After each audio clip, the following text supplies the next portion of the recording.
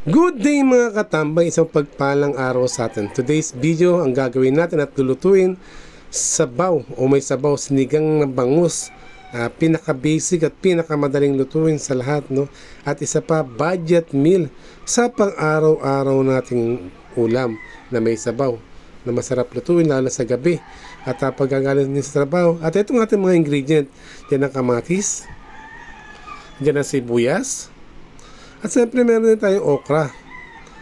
At hindi rin mawawala ang talbos ng kamote. At meron tayong isang pirasong talong. At siyempre nandiyan din ang ating bangus. At siyempre meron tayong sabaw ng bigas. Ayan, at siyempre ito na.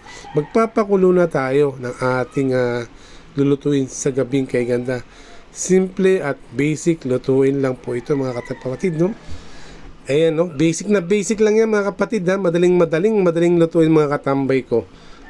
Siyempre, habang pinapainitan natin yung ating kaldero na mayroong tubig na galing sa nawasa, at nahihiwa na natin ang ating mga ibang mga ingredient na yan, kung saan ilalagay na natin dyan may konti pag yan ay kumukulo-kulo na, no? At ayan na, ito na natin, ipiniprepare natin ang ating ilalagay sa unang-una. Siyempre ang sibuyas, di ba?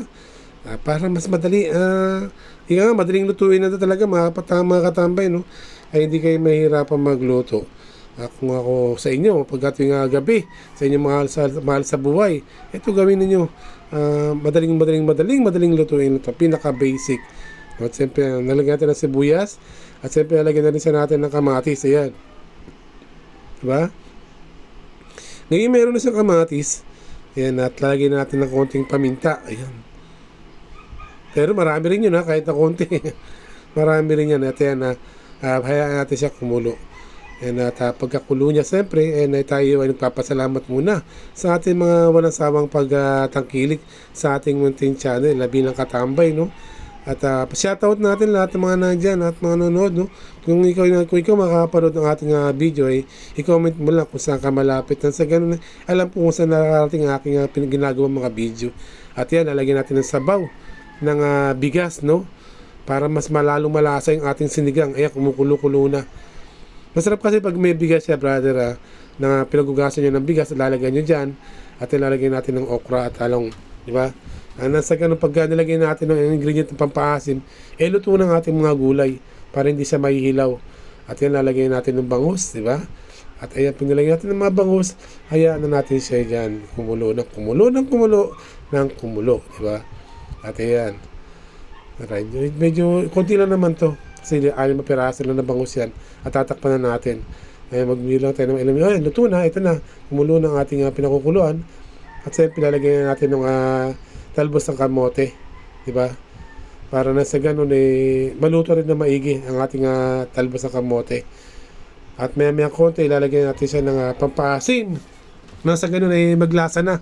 At naluto ng ating nam-nam-nam na sinigang na bangus.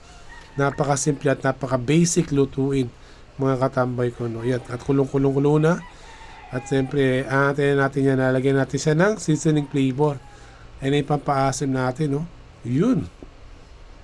Diba? At pakukulan natin at may konti para nang maluto maigi ang ating sinigang.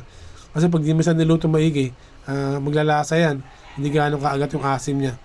Kailangan lutong-luto yan. Ayan na. Nam. Huwag mong masadong haluin pala, mga kapatid, no? Kasi madudurog ang ating isda.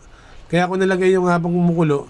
Para kasi pag nilagay mo na sabay, madudurog ang isda mo. Kailangan medyo press pa yung ating isda. Kasi hindi masadong durog. Ayan na, titikman natin. Para sa ganun, mahuli natin ang lasa. Nam, no? At muli sa atin lahat yan, shoutout sa lahat ng mga ating mga kaibigan mula Luzon, Visayas at Mindanao. Saan daw kung mga naroroon. Ang inyong kabalikod, Katambay TV, sa ating updated sa ating pagluluto. Ganito ang gawin nyo sa inyong mga lutong bangus. Simple at basic lang. Ayan.